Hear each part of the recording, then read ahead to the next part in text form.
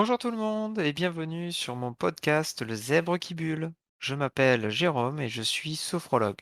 Dans ce podcast, je vous parlerai de sophrologie, de bien-être, de méditation et de tout ce qui pourra me passer par la tête.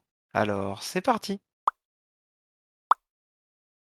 Aujourd'hui, une bulle un peu plus personnelle. Je vais vous parler de ce que la sophrologie m'a apporté dans mon quotidien, parce que, en plus d'être sophrologue, oui, je pratique la sophrologie régulièrement au cours de mes semaines, hein, pour moi personnellement. Cela fait maintenant 6 ans que je pratique la sophrologie et je l'ai découverte en fait en tant que thérapie brève. C'est-à-dire que la sophrologie était utilisée pour aller vers un mieux-être, pour effectuer une transformation, alors que maintenant je la pratique plus dans mon quotidien comme une philosophie de vie, un peu comme le yoga ou la méditation. Et d'ailleurs, elle a été pour moi, ma porte d'entrée vers les méditations et les méditations guidées et c'est une pratique aussi que j'apprécie grandement et que j'alterne avec, la sophrologie, tous les jours. Et me direz-vous: «Mais alors pourquoi je continue à la pratiquer moi-même?» Tout simplement parce que cela m'apporte beaucoup de choses.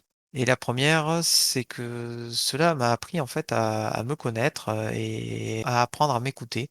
C'est-à-dire à prendre conscience, de mon corps et à l'écouter quand il me parle. Plus concrètement, à prendre conscience des douleurs ou des tensions que l'on peut avoir et à ne pas les ignorer comme j'aurais pu faire, il y a quelques années de cela. J'ai pu aussi apprendre à accepter qui je suis et cela n'a pas été une mince affaire. Apprendre à s'accepter, à accepter les émotions ainsi qu'à les décoder, aussi bien celles qui sont instantanées que celles qui sont enfouies depuis des années. Ça m'a permis aussi de cristalliser des mauvais moments que j'avais intériorisés, ce genre de choses. Cela me permet d'aider aussi à calmer mon cerveau qui est toujours en ébullition et à accéder à du repos. Cela ne veut pas dire que mon cerveau ne passe jamais en mode turbo, hein, bien au contraire, il est un peu toujours comme ça par défaut. Mais cela me permet d'avoir simplement accès à des phases de repos, à me recentrer. Et ça me permet de recharger les batteries. Et croyez-moi, quand on est introverti, recharger les batteries, se recentrer sur soi, prévoir une petite journée, enfin dans une petite journée, un petit moment de pause, ça fait du bien. L'exemple le plus concret que je peux vous donner, c'est quand vous avez une journée, vous avez des réunions, vous voyez du monde tout le temps, etc. Quand vous êtes introverti, un peu comme moi, par certains aspects, eh bien, pour moi, il n'y a rien de mieux que de faire une petite sophro, un petit exercice de sophro ou une petite méditation en rentrant, rien que pour me recentrer sur moi-même. Et ça me permet de recharger mes batteries, de m'apaiser, etc., etc.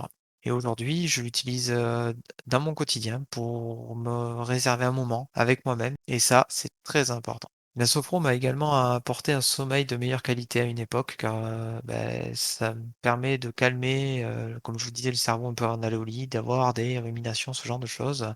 Surtout à l'époque où c'était compliqué un peu pour moi. Je vous parle de ça, il y a quelques années, hein, maintenant et ça m'a permis en fait, d'avoir des outils supplémentaires.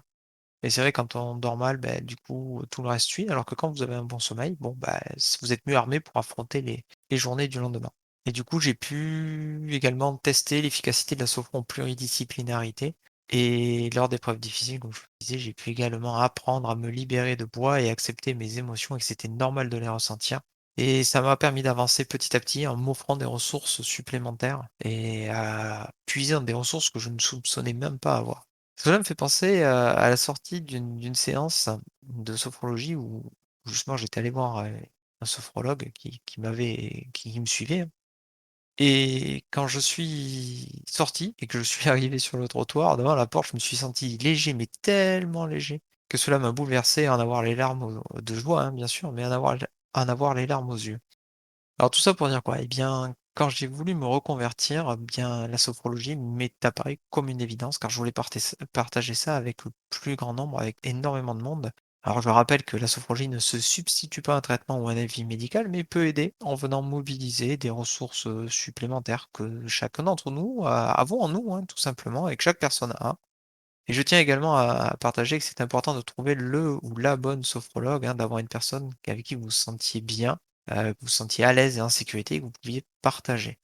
Si ce n'est pas le cas, si vous accrochez pas, ça arrive de pas accrocher avec un timbre de voix, avec une personne, une façon de faire.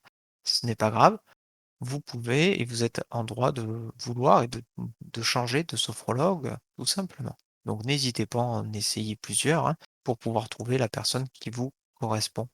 Pour moi, ça me paraît être l'un des points clés si vous voulez, apprécier la sophrologie. Pour conclure, je dirais que c'est une discipline qui m'a beaucoup apporté et que je souhaite partager avec le plus grand monde et que c'est important de trouver, vraiment la bonne personne, de bien s'entourer avec la bonne personne ou les bonnes personnes. C'est valable d'ailleurs dans la vie, hein. Donc voilà, je vous tenais à vous partager un peu ce que moi ça m'a apporté quand j'étais, sophronisé, hein, du coup, quand j'étais suivi par un sophrologue et ça m'arrive encore de temps en temps d'y aller, tout simplement pour le plaisir d'avoir une séance, hein, et c'est également important de bien se faire entourer, que ce soit dans les moments difficiles ou même au courant de sa vie. J'en profite également, pour glisser un remerciement, à une personne qui m'a beaucoup aidé et sans qui je ne serais pas là aujourd'hui. Mais sinon, ce n'est pas ma ma sophrologue, bien que je la remercie également. Mais je tiens à remercier ma compagne qui partage ma vie et qui m'a soutenu, dans toutes les circonstances et je lui en suis très reconnaissant. Voilà, bah, écoutez, je voulais partager simplement cela avec vous. C'est une petite bulle un peu plus personnelle.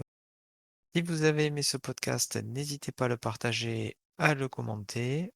Vous pouvez également maintenant le retrouver sous forme d'article sur mon blog. Je vous mets le lien dans la description du podcast. Si vous avez des questions, n'hésitez pas à me contacter en message personnel sur Instagram ou via par mail ou dans les commentaires. J'y répondrai avec plaisir. En attendant, prenez le temps de respirer.